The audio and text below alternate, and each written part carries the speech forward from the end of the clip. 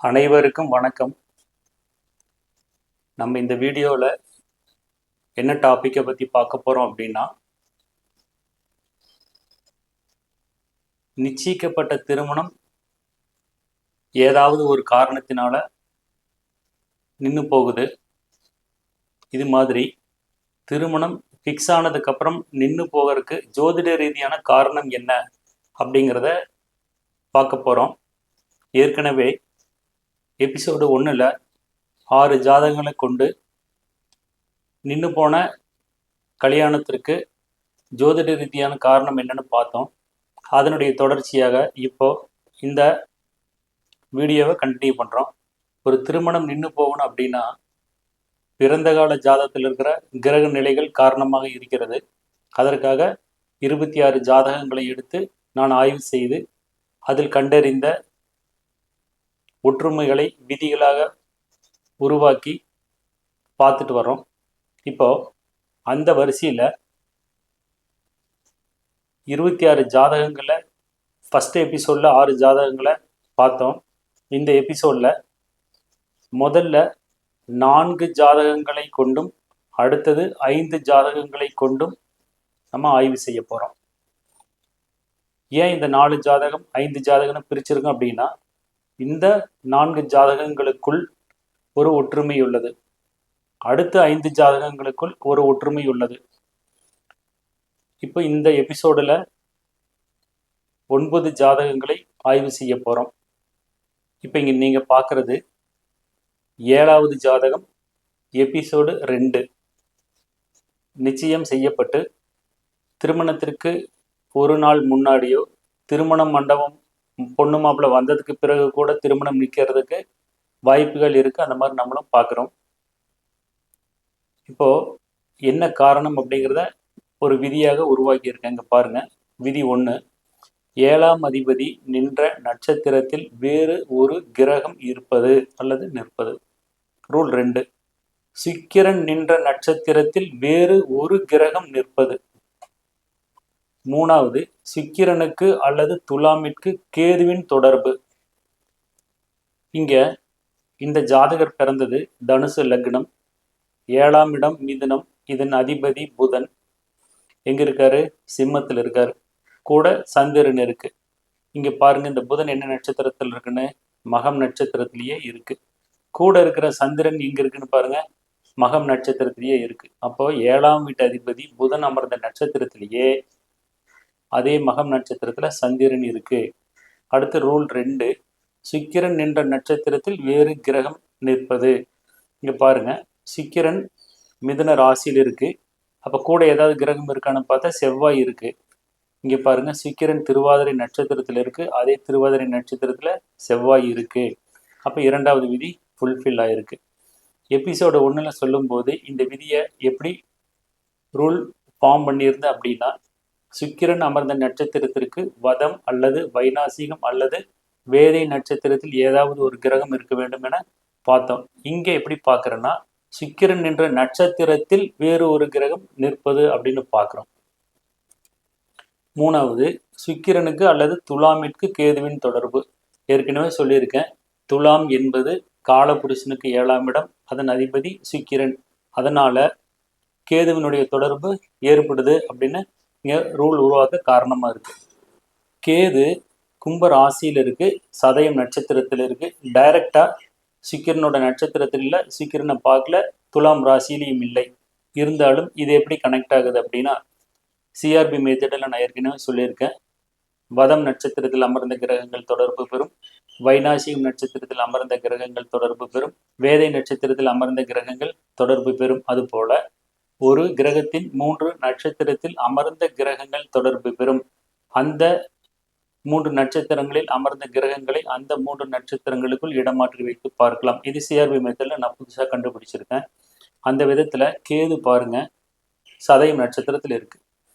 சுக்கிரன் என்ன நட்சத்திரத்தில் இருக்கு? திருவாதிரையில் இருக்கு. அப்போ ராகுவின் நட்சத்திரத்தில் இருக்கிற காரணத்தினால கேதுவை மிதுனத்துல சுக்கிரனோடு வைத்து பார்க்கலாம். அந்த விதத்துல சுக்கிரனுக்கு கேது தொடர்பு ஏற்பட்டிருக்கு. அடுத்த ஜாதகத்தை பார்ப்போம். இங்க இந்த ஜாதகர் பிறந்தது கன்னி லக்னம், 7ஆம் வீடு மீனம், இதன் அதிபதி குரு கடகத்தில் இருக்காரு. குரு இருக்கிற நட்சத்திரம் பாருங்க பூச நட்சத்திரத்தில் இருக்கு. இந்த பூசம் நட்சத்திரத்திலேயே கீழே பாருங்க கேது இருக்கு. அப்போ 7ஆம் வீட்டு அதிபதி குருவிற்கு குரு அமர்ந்த நட்சத்திரத்திலேயே கேது இருக்கு. அதனால ஃபர்ஸ்ட் ரூல் மேட்ச் ஆகுது. ரூல் 2, சுக்கிரன் என்ற நட்சத்திரத்தில் வேறு ஒரு கிரகம் நிற்பது. இங்க பாருங்க இந்த சுக்கிரன் அமர்ந்த நட்சத்திரம் பாருங்க அஸ்த நட்சத்திரம். அதே அஸ்தம் நட்சத்திரத்துல புதனும் இருக்கு. காலபுருஷனுக்கு 7ஆம் வீட்டு அதிபதியான சுக்கிரன் நின்ற அஸ்தம் நட்சத்திரத்தில் புதனும் இருக்கு. அப்ப ரூல் 2 மேட்ச் ஆகுது. 3வது ரூல் சுக்கிரனுக்கு அல்லது துலாமிற்கு கேது தொடர்பு. கடகத்தில் இருக்கிற கேது தனது 3ஆம் பார்வை மூலமாக சுக்கிரனை பார்க்கிறாரு. அடுத்த ஜாதகம்.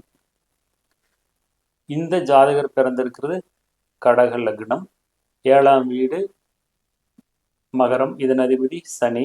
எங்க இருக்காருன்னு பாருங்க மீனத்துல இருக்கு. அங்க சனி அமர்ந்த நட்சத்திரம் ரேவதி. அதே ரேவதி நட்சத்திரத்துல புதன் இருக்கு.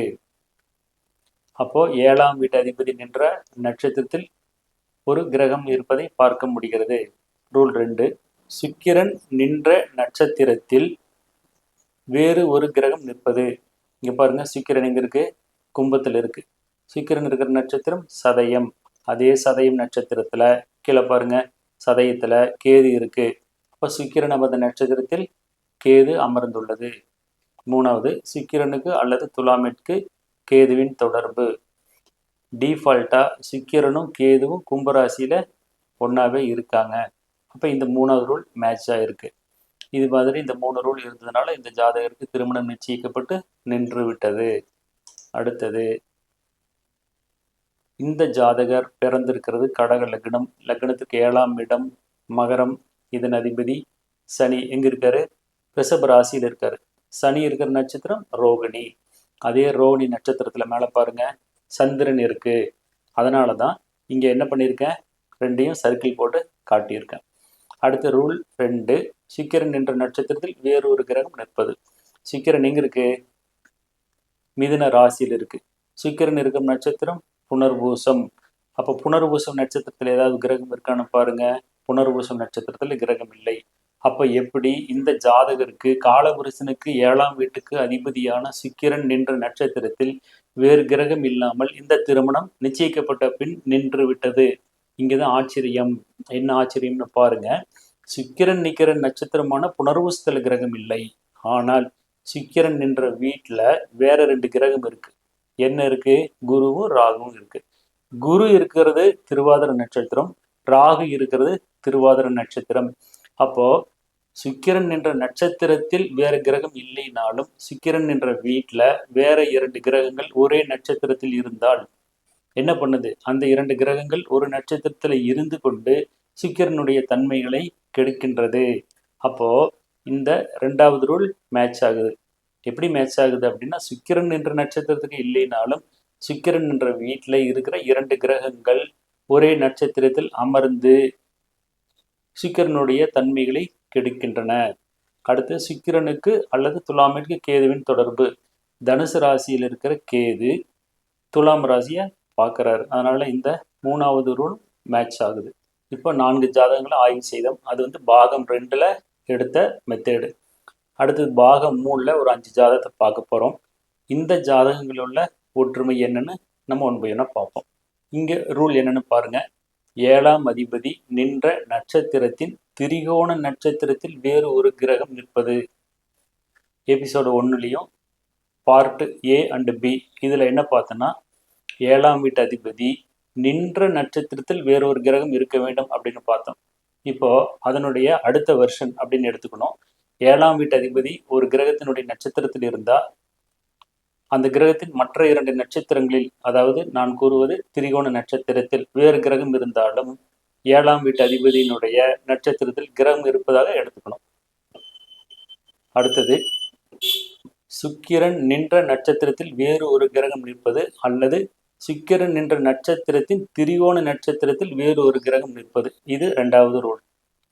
ரூல் 3, சுக்கிரனுக்கு அல்லது துலாமிற்கு கேதுவின் தொடர்பு. இது ஏற்கனவே பார்ட் A B அதில் பார்த்தோம். இந்த 3 விதியும் இந்த ஜாதகத்தில் எப்படி வருதுன்னு பார்க்கலாம். இந்த ஜாதகர் பிறந்திருக்கிறது மிதுன லக்னம். லக்னத்திற்கு 7ஆம் இடம் தனுசு. இதன் அதிபதி குரு ரிஷபத்துல இருக்கு. இங்க பாருங்க, குரு இருக்கிற நட்சத்திரம் ரோகிணி. கூட இருக்கிற சனி கிருத்திகையில் இருக்கு. அதனால ஒரே நட்சத்திரத்தில் இருப்பதாக எடுத்துக்கொள்ள முடியாது. அப்போ ரோகிணி என்பது சந்திரனுடைய நட்சத்திரம். சந்திரனுடைய மற்ற 2 நட்சத்திரம் என்ன? ஹஸ்தம், திருவோணம். இங்க பாருங்க, ஹஸ்த நட்சத்திரத்துல செவ்வாய் இருக்கு. அதனாலதான் இங்க சர்க்கிள் போட்டு காட்டியிருக்கேன். அப்ப குரு இருக்கிற ரோகிணியும் செவ்வாய் இருக்கிற அஸ்தமும் சந்திரனுடைய நட்சத்திரமா இருக்கிறதுனால 7ஆம் வீட்டு அதிபதி குரு நின்ற நட்சத்திரத்தில் ஒரு கிரகம் இருப்பதாக நம்ம கன்சிடர் பண்ணணும். அடுத்தது ரூல் 2, சுக்கிரன் என்ற நட்சத்திரத்தில் வேறு ஒரு கிரகம் நிற்பது அல்லது சுக்கிரனின் திரிகோண நட்சத்திரத்தில் ஒரு கிரகம் நிற்பது. சுக்கிரன் எங்க இருக்கு? தனுசு ராசியில் இருக்கு. சுக்கிரன் இருக்கிற நட்சத்திரம் இங்க பாருங்க, பூராட நட்சத்திரத்தில் இருக்கு. அதே பூராடம் நட்சத்திரத்துல சந்திரன் இருக்கு. அதனாலதான் இங்க ஓவல் ஷேப்ல ஒரு டிஃபரன்ஷியேட் பண்ணி காட்டியிருக்கேன். அடுத்தது ரூல் 3, சுக்கிரனுக்கு அல்லது துலாமிற்கு கேதுவின் தொடர்பு. டிஃபால்ட்டா சுக்கிரனும் கேதுவும் தனுசு ராசியில சேர்ந்தே இருக்காங்க. இந்த 3 ரூல் இப்படி மேட்ச் ஆன காரணத்தினால தான் இவருக்கு ஃபிக்ஸ் ஆன மேரேஜ் நின்று போச்சு. அடுத்தது, இந்த ஜாதகர் பிறந்தது மகர லக்னம். 7ஆம் வீட்டுக்கு அதிபதி சந்திரன் 8ஆம் வீட்டில் இருக்காரு. பாருங்க, சந்திரன் இருக்கிற நட்சத்திரம் மகம். அதே மகம் நட்சத்திரத்துல கிரகம் இல்லை. ஆனா மகம் என்பது கேதுவின் நட்சத்திரம். கேதுனுடைய அடுத்த 2 நட்சத்திரம் என்ன? அஸ்வினி, மூலம். இங்க அஸ்வினியில கேது இருக்கு. அப்போ மேசத்துல அஸ்வினியில் இருக்கிற கேதுவும் 7ஆம் வீட்டு அதிபதி சந்திரனும் ஒரே நட்சத்திரத்தில் இருப்பதாக நம்ம எடுத்துக்கணும். அது மாதிரி 2வது ரூல் பார்ப்போம். சுக்கிரனுக்கு எப்படி இந்த ரூல் மேட்ச் ஆகி வருதுன்னு பாருங்க. சுக்கிரன் இருக்கிறது கன்னி ராசியில் இருக்கு. சுக்கிரன் இருக்கும் நட்சத்திரம் அஸ்தம். லக்ன புள்ளி பாருங்க திருவோணத்தில் இருக்கு. நான் பலமுறை சொல்லியிருக்கேன், லக்னம் மற்றும் மாந்தி இது எல்லா இடத்துலையும் நம்ம கணக்கில் எடுத்துக்கலாம். அந்த விதத்துல சுக்கிரன் இந்த அஸ்தம் நட்சத்திரத்திற்கு திரிகோண நட்சத்திரமான திருவோணத்துல லக்னம் இருக்கு. அதனால ரூல் 2 மேட்ச் ஆகுது. ரூல் 3, சுக்கிரன் அல்லது துலாமிற்கு கேதுவின் தொடர்பு. மேசத்துல இருக்கிற கேது துலாம் ராசியை பார்க்குது. அடுத்த ஜாதகத்தை பார்ப்போம். இந்த ஜாதகர் பிறந்தது கடக லக்னம். கடக லக்னத்துக்கு 7ஆம் இடம் மகரம். இதன் அதிபதி சனி 8ஆம் வீட்டில் இருக்கு. சனி அமர்ந்த நட்சத்திரம் சதயம். டிஃபால்ட்டா அதே சதயம் நட்சத்திரத்துல சந்திரன் இருக்கு. அதனாலதான் சனியும் சந்திரனும் இப்படி சர்க்கிள் போட்டு டிஃபரன்ஷியேட் பண்ணி காட்டியிருக்கேன். அடுத்தது ரூல் 2, சுக்கிரன் என்ற நட்சத்திரத்தில் வேறு ஒரு கிரகம் நிற்பது. இங்க பாருங்க, சுக்கிரன் சிம்ம ராசியில் இருக்கு. சுக்கிரன் அமர்ந்த நட்சத்திரம் பூரம். அப்போ பூரம் நட்சத்திரத்துல கிரகம் இருக்க வேண்டும் அல்லது பரணி, பூரம், பூராடத்துல கிரகம் இருக்க வேண்டும். அப்படி பார்க்கும்போது பரணியில கேது இருக்கு. அதனால இந்த கேதுவும் பூரம் நட்சத்திரத்தில் இருக்கிற சுக்கிரனும் ஒரே நட்சத்திர சாரத்தில் இருக்கிறதாக நம்ம எடுத்துக்கணும். அடுத்தது 3வது ரூல், சுக்கிரனுக்கு அல்லது துலாமிற்கு கேதுவின் தொடர்பு. இங்க பாருங்க, மேசத்தில் இருக்கிற கேது துலாம் ராசியை பார்க்குது. அந்த கேது அமர்ந்த நட்சத்திரம் பரணி, சுக்கிரனுடைய நட்சத்திரம். அடுத்தது ஏற்கனவே சொன்ன மாதிரி சுக்கிரனும் கேதுவும் ஒரே நட்சத்திரத்துல இருக்கிறதாக நம்ம எடுத்திருக்கிறதுனாலையும் சுக்கிரனும் கேதுவும் கனெக்ட் ஆகுது. இந்த விதத்துல இந்த 3 விதியும் கனெக்ட் ஆன காரணத்தினாலதான் இந்த ஜாதகருக்கு நிச்சயிக்கப்பட்ட பின் திருமணம் நின்று விட்டது. அடுத்தது, இந்த ஜாதகர் பிறந்தது மகர லக்னம். லக்னத்திற்கு 7ஆம் இடம் கடகம். இதன் அதிபதி சந்திரன் எங்க இருக்கு? கன்னியில் இருக்கு. சந்திரன் அமர்ந்த நட்சத்திரம் சித்திரை. அப்போ இது செவ்வாயினுடைய நட்சத்திரம். இந்த செவ்வாயினுடைய மற்ற நட்சத்திரம் என்ன? மிருகசீரிசமும் அவிட்டமும். இங்க மிருகசீரிச நட்சத்திரத்துல கிரகம் இல்லை, ஆனால் அவிட்டம் நட்சத்திரத்துல கேது இருக்கு. அதனால இங்க சித்திரையில் இருக்கிற சந்திரனும் அவிட்டத்தில் இருக்கிற கேதுவும் ஒரே நட்சத்திரத்தில் அமர்ந்துள்ளதாக நம்ம எடுத்துக்கணும். அடுத்தது பாருங்க, 2வது ரூல், சுக்கிரன் என்ற நட்சத்திரத்தில் வேறு ஒரு கிரகம் நிற்பது அல்லது சுக்கிரன் என்ற நட்சத்திரத்தின் திரிகோண நட்சத்திரத்தில் வேறு ஒரு கிரகம் நிற்பது. அப்படி பார்க்கும்போது சுக்கிரன் எங்க இருக்கு? விருச்சிக ராசியில் இருக்கு. அப்ப சுக்கிரன் அமர்ந்த நட்சத்திரம் அனுசம். அனுசம் என்பது சனியினுடைய நட்சத்திரம். அப்படி பார்க்கும்போது உத்திரட்டாதி நட்சத்திரத்துல மாந்தி இருக்கு. அதனால அனுசம் நட்சத்திரத்தில் இருக்கிற சுக்கிரனும் உத்திரட்டாதி நட்சத்திரத்தில் இருக்கிற மாந்தியும் ஒரே நட்சத்திர சாரத்தில் இருப்பதாக நம்ம எடுத்துக்கணும். அடுத்தது 3வது ரூல், சுக்கிரனுக்கு அல்லது துலாமிற்கு கேதுவின் தொடர்பு. இங்க பாருங்க, கேது கும்ப ராசியில் இருக்கு. என்ன நட்சத்திரத்தில் இருக்கு? கேது அவிட்டம் நட்சத்திரத்தில் இருக்கு. அப்போ அவிட்டம் நட்சத்திரத்தில் இருக்கிற கேது துலாம் ராசியவோ அல்லது சுக்கிரனையோ பார்ப்பதில்லை. அப்ப எப்படி கேது சுக்கிரன் கனெக்ஷன் எடுத்துக்கிறது அப்படின்னா, என்னுடைய மெத்தடில் நான் ஏற்கனவே சொல்லியிருக்கேன். என்ன, வதம் நட்சத்திரத்தில் அமர்ந்த கிரகம் தொடர்பு பெறும், வைனாசியம் நட்சத்திரத்தில் அமர்ந்த கிரகம் தொடர்பு பெறும். அந்த விதத்துல பார்த்தீங்கன்னா சுக்கிரன் இருக்கிறது அனுசம். அனுசம் நட்சத்திரத்தின் 7வது நட்சத்திரம் அவிட்டம். அதே மாதிரி கேது இருக்கிற அவிட்டம் நட்சத்திரத்தின் 22வது நட்சத்திரம் வைனாசி நட்சத்திரம் அப்படின்னு சொல்ற அனுசம் நட்சத்திரத்தில் சுக்கிரன் உள்ளது. இந்த விதத்துல சுக்கிரனும் கேதுவும் கனெக்ட் ஆகிக்கிறாங்க. அப்ப இந்த 3 ரூலும் இந்த ஜாதகத்துல மேட்ச் ஆகி வருது. இந்த ஜாதகர் பிறந்திருக்கிறது பாருங்க மேஷ லக்னம். மேஷ லக்னத்தின் 7ஆம் வீட்டு அதிபதி சுக்கிரன் எங்க இருக்கு? மேசத்திலேயே அஸ்வினி நட்சத்திரத்துல இருக்கு. அப்போ சுக்கிரன் அமர்ந்த நட்சத்திரத்தில், அதாவது 7ஆம் வீட்டு அதிபதி சுக்கிரன் அமர்ந்த நட்சத்திரத்தில் ஏதாவது ஒரு கிரகம் இருக்கணும்னு சொல்றேன். கிரகம்ங்கிறது லக்னத்தையும் மாந்தியும் இந்த மெத்தடில் இன்க்ளூட் பண்ணிக்கங்க.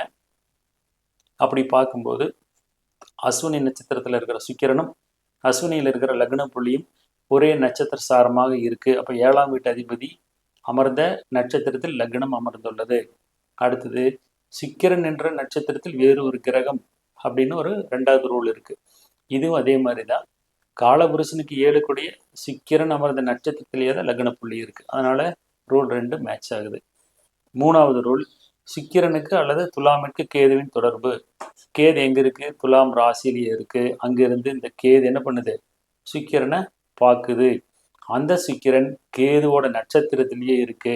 இந்த ஒரு ஜாதகத்தை மட்டும் கொஞ்சம் ஸ்பெஷலாக கவனிக்கும் போது, யாரு ஜாதகத்துல சுக்கிரன் மேஷ ராசியில இருந்து, அதுவும் கேதுவோட நட்சத்திரமான அஸ்வினியில இருந்து, லக்ன புள்ளியும் அஸ்வினியில இருந்தால் இந்த 3 விதிகளும் டிஃபால்ட்டா ஒரே நேரத்துல கனெக்ட் ஆயிக்குது. அப்போ மேஷ லக்னத்தில் லக்ன புள்ளி அஸ்வினியில வந்து சுக்கிரனும் அதே அஸ்வினியில வந்தால் அந்த ஜாதகருக்கு டிஃபால்ட்டாகவே சிஆர்பி மெத்தடில் நான் கண்டுபிடிச்சிருக்கிற நிச்சயிக்கப்பட்ட திருமணம் நின்று போக என்ன காரணம் அப்படிங்கிற 3 விதிகளும் எளிமையாக பொருந்தி வருது. இது மாதிரி மேலும் 11 ஜாதகங்களை அடுத்த எபிசோட்ல பார்க்கலாம். அந்த 11 ஜாதகங்களும் நிச்சயிக்கப்பட்ட பின் திருமணம் நின்று விட்டவை. அவைகளுக்கும் இதே விதி தான் பொருந்தி வருது. But slight modification. ஏன் இப்படியெல்லாம் பிரித்து போட்டிருக்கேன் அப்படின்னா, சிஆர்பி மெத்தேடு ஆல்ரெடி நீங்கள் தெளிவாக புரிஞ்சிருந்தீங்க அப்படின்னா இது இவ்வளோ விளக்க வேண்டிய அவசியம் இருந்திருக்காது. சிஆர்பிங்கிற மெத்தேடு புதுசாக இருக்கிறதுனால நிறைய பேர்னால இதை டைஜஸ்ட் பண்ணிக்க முடியல.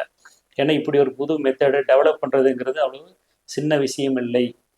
இறைவன் எனக்கு அருளிய இந்த அற்புதங்களை நான் மட்டும் வச்சுக்க கூடாதுங்கிற காரணத்தினால மற்றவர்களும் பயன்பெற வேண்டும் என்ற நோக்கத்தில் இதை நான் இவ்வளோ ஓப்பனாக வெளியிட்டு வரேன். அடுத்த எபிசோடில் 11 ஜாதகங்களை கொண்டு நிச்சயிக்கப்பட்ட திருமணம் நின்றது எப்படி அப்படிங்கிறத பார்க்கலாம். திருச்சிற்றம்பலம்.